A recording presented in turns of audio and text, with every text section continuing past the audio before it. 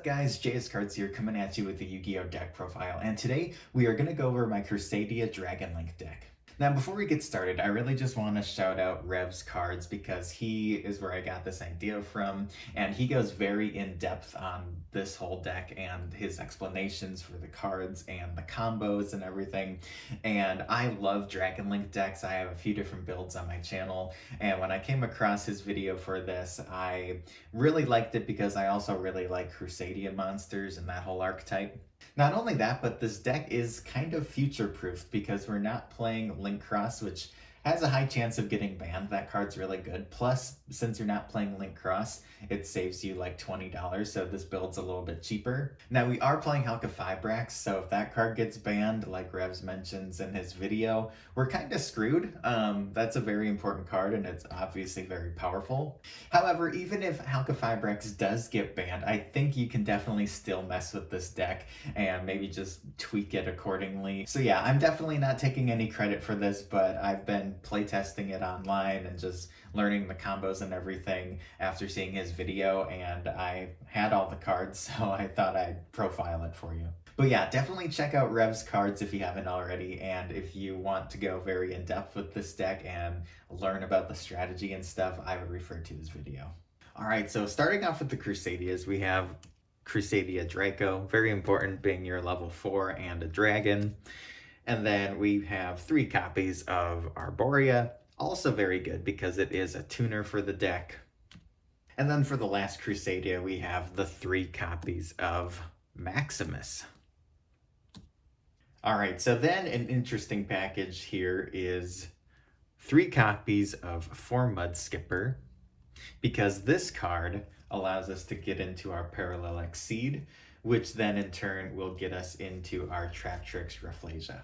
Yeah, so running the 4 Mud Skipper and your Exceeds to get into your Rafflesia is really good because it can protect you from the Biru. And then worst case scenario, if you have a 4 Mud Skipper and you don't really have anything you need to use it for, you can just summon it and then go into like Almirage or something. And then as mentioned, 3 copies of Parallel Exceed.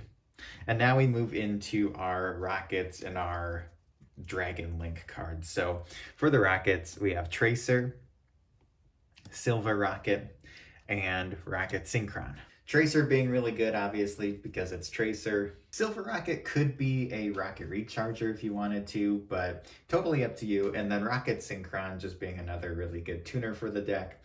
And then for Rocket support, we have the 1 Absolrouter Dragon. After that, we have the Black Dragon and the White Dragon. Also, the 1 Levineer, just such a really powerful card for this deck. I also have 1 copy of Omni Dragon Brotar and the Dragon Buster Destruction Sword.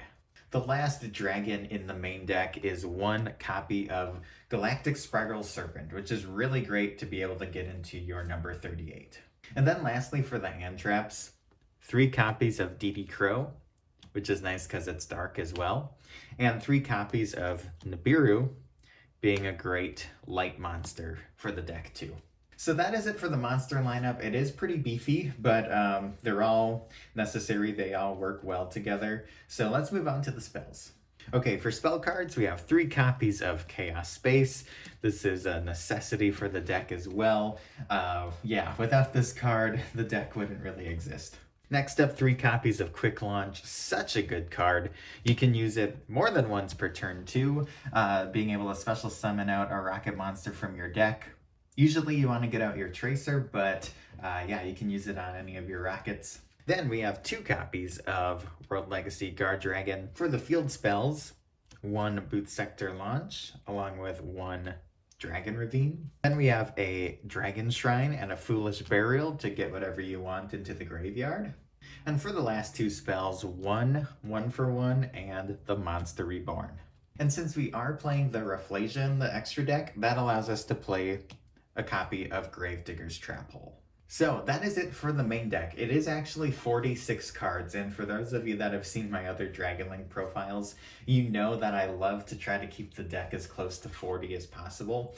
However, I will say with this build, I really can't think of anything that I would cut. Like, all of these cards are very important. Originally, I wasn't sure how I felt about playing the 4 mud skippers with the exceeds and stuff, and I thought, well, you can maybe cut those and take the Rafflesia out and kind of go a different route with the deck, but then that would be like a whole different deck profile, and maybe we could cover something like that. Yeah, you could even round this up and go up to a 50 card build if you wanted to, and maybe add more hand traps or something, but that is totally your call. This build is really fun though, and it's something that I could definitely be continuing playing even after the ban list, especially if Link Cross does end up getting hit because it doesn't affect this deck. The only problem would be if they hit the Halqifibrax, which is a high possibility. Alright, the extra deck is pretty straightforward as well, but starting off with the Link ones, we have, of course, the Striker Dragon, along with Guard Dragon Pisty and Elpie. These cards are a necessity, but as I've mentioned in my other videos, the new 2020 Mega Tins have like all of the Dragon Link cards in them, and last year's tins have all of the Crusadia cards, which weren't really super expensive in the first place, but there's some great rarity bumps and stuff like that as well if you guys already have some of the cards and want to bling out your deck even more. Yeah, overall, I think compared to some extra decks, this one is pretty affordable. There's a few higher cards, but not much. For our other Link ones, we have the Almirage and the important Crusadia Magius. Moving into the Link 2s, we have the Crusadia Spatha, also the one Romulus, which is nice to get into your Dragon Ravine, and the one Heretic Seal. After that, I have one Union Carrier, and, of course, the most important card, Crystron Halqifibrax. The last two links are the boss monsters for the deck, the first of being Saryuja, and the second one being Borrelsword Dragon. Really no surprise here, amazing, powerful dragon monsters. They're good in any extra deck really, not just dragon-related decks. One synchro, which shouldn't be a surprise, being the Borrelode Savage Dragon. This is one of my favorite cards ever. I love it. It's super powerful. I love the artwork.